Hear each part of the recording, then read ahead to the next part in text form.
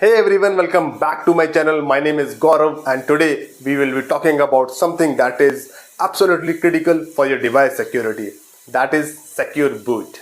In simple terms, secure boot makes sure that the software that your device is running is trusted and verified. Every time the device is powered on, it checks step by step each code from bootloader to operating system and make sure it is not tampered or modified. Think of it like an airport security for your device. Only the valid software gets the entry and the invalid is stopped at the gate. This process is built on cryptographic signature and a concept called chain of trust where each stage is verified by its previous stage.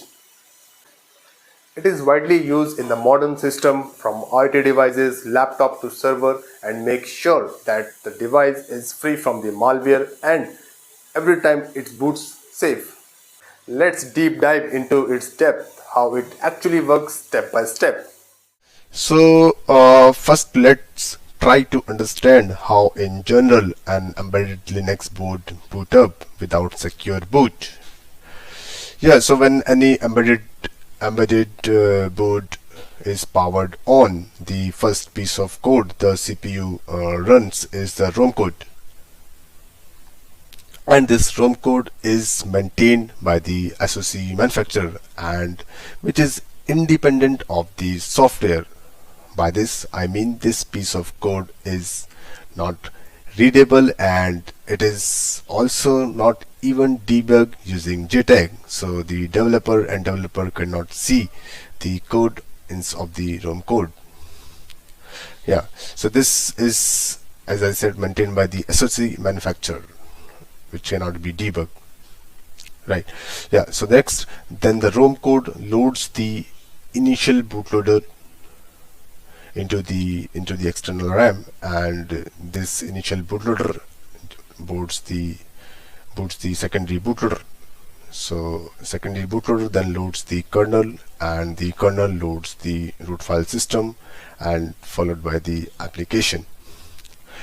So all these components from the bootloader to the application is generally installed in the board flash, and which is maintained by the board developer or the product developer of that board.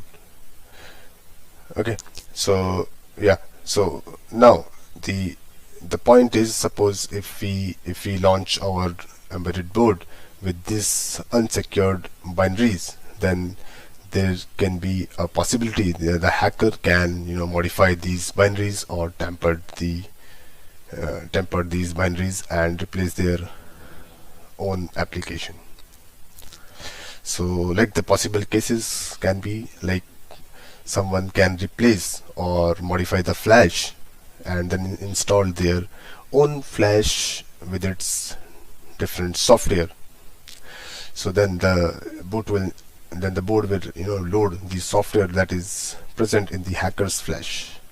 And the other thing is, like the bootloader, one can modify the bootloader and change the boot flow, and one could be like anyone can debug the interface using JTAG or other, and can try to modify the code, or say someone do insecure OTA and change the binaries. Okay, so to avoid these situations, we go with the secure boot, and the secure boot makes sure that the device which is loading these binaries, and these binaries are not tampered or modified. So let me show you how the secure boot and these images looks when we used to boot with the secure boot enabled. So this is something it looks like. So the images, all the images you can see has appended a signature with its images, and there is also a public key inserted into each images, which is used while the verification of the binaries. And Yeah, so let's, before going into the its flow, let's first try to understand what is this public key, what is this signature, public key OEM, hash. So let's see how it generally works. So I have created some set of commands, so let me show you that. Hmm. So these are the set of commands which I have saved for you. Yeah, so let me show you what is signature and the public key. So the public key and the private key is nothing but the pair of the cryptographic keys used in asymmetric encryption, which means one key is used to encrypt and the other is used to decrypt. So let me show you. So this is the so we can use OpenSSL command in Linux to generate that private and public key pair.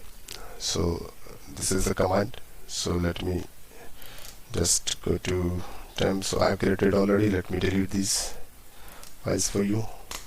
Okay, and let me just open the commands again. So this is a command to generate the private key. So let's see. So private key is generated. How it looks, let's see. Yeah, this is the private key.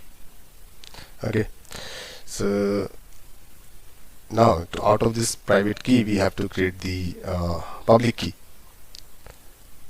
in the PEM format. So we'll use this command to generate the public key. Okay, so you can see the public key.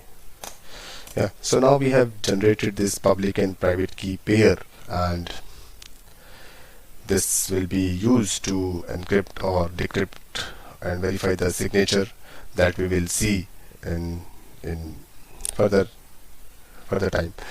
So yeah, so now this we are able to generate the keys. So let's see how the signature works. Okay.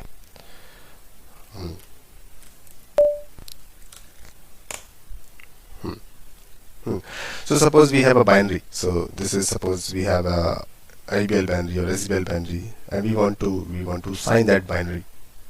Okay, so now, as I told you, so we are the signing, right? So let's see what its signature first. So when we say we are creating a signature of any binary or any data, so this flow you can see, suppose this is my data and I want to create the signature of this data. So by signature we means, like, first we have to calculate the hash of this data. So we can use any algorithm, say for example SSJ256, to generate the hash, and this hash we also call digest. So once the hash is generated, so this hash is then goes to the signing algorithm. So by signing algorithm we mean that this hash has to be encrypted with the private key. So once the hash is encrypted with the private key, the signature is generated. So let's see from the command side how it. So suppose I create one dummy image with some dummy data, just to see the command how it works. Okay, so this is the image binary you can consider right now, and now let's see how we can generate the signature of this binary. So to create a signature, this is the command we can use. So let's copy it, paste it. Okay, yeah, so this you can see we have this OpenSSL command, and we are using the SSJ256 algorithm, and we will sign this image, this input image.bin, using the private key, and the output will be the signed image. So let's see. Yeah, you can see. So this image.sign is something that look like this. Okay, To verify it, so now we can use this command to verify whether this image is signed with this private key, and we will verify it using the public key. So let's see the command. Yeah, so this, yeah, so if you see, like we are giving the public key which we generated before to verify this signature. Okay, so yeah, it's the verified. Okay, this is not, I mean, this is verified. Okay, so yeah, so this is something, the concept called of the signature generation, and the, and the creating the hash of it. So yeah, now let's go to the our diagram. Okay, yeah, so now we understand this is the ROM code, and this is maintained by the SOC. This is maintained by the SOC developer. Okay, so yeah, so here, like before going into the deeper, so first two concepts we should remember. So one is the called the root of trust, uh, root of trust, and the second is the chain of trust. Okay, so the ROM code, so what happens, suppose there I'm a board developer, and there is an OEM who is providing me the SOC. So these are the binaries which I am developing, and which I have the control, and this control is with the SOC. So suppose I want to do the secure boot with this. So with this initial binary, this I have to give it to the OEM, and this binary will be signed using the private key maintained by the OEM. Okay, so this IBL is signed by the private key of the OEM, which is maintained by them, and after appending the signature and the public key which we share to which we also share to them, is the signature is created with this. Okay, so then after creating the signature, the OEM give back the signed initial bootloader to the board developer. Okay, yeah, so and the corresponding signature of these binaries, so these signatures are added by the board developer itself, and the corresponding private key is maintained by the board developer. Okay, yeah, so so now what happens, so when the boards boot up, so the ROM code loads the IBL into loads the IBL by the ROM code, and first it is its signature is verified using the public key. So in general, this public key is stored in some hardware security module, and we make sure that this is not tampered. So this public key which is stored in the HSM model is not tampered, right? So this we call as a root of trust. Okay, so this root of trust verifies the initial bootloader, and then the initial bootloader load the secondary bootloader and verify its signature using the public key. So this public key is maintained by the customer. Okay, so to make sure that this so it may be possible to, like, that OEM can add the public key which is not given by the customer, so this stage can be passed. So to make sure this public key is the actual key maintained by the customer, so there is a separate memory called eFuse or the OTP, depending upon the vendor how it maintained. So this public key signature, the public key hash is generally stored in this eFuse memory, and this eFuse is maintained by the board developer. Okay. So what happened now? So when the bootloader before initial bootloader before loading to the secondary bootloader, it also verify whether these two keys, whether the key it has, it is valid or not by comparing the hash of the public key present in the eFuse with this public key hash. So once this hash is verified, it is now guaranteed that the public key is the one which the customer with the board developer is maintaining. Okay, so then now the secondary bootloader is loaded by the initial bootloader, and it verifies the signature of it, and the secondary bootloader then loads the kernel and verify it, and the kernel loads the rootfs, verify it signature. Okay, so you can see, like, so the each stage is verified by its previous stage.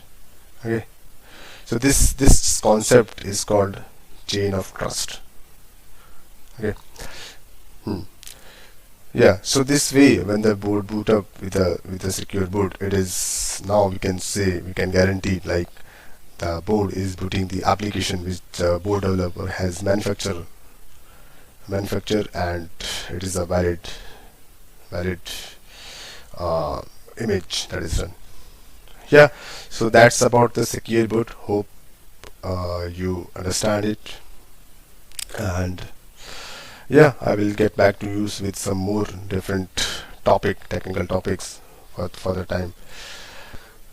Yeah, thanks. That's all about the secure boot. Hope you understand the concept of the secure boot with this, and if you have any doubt, please comment on the comment section, and I will reply to your queries.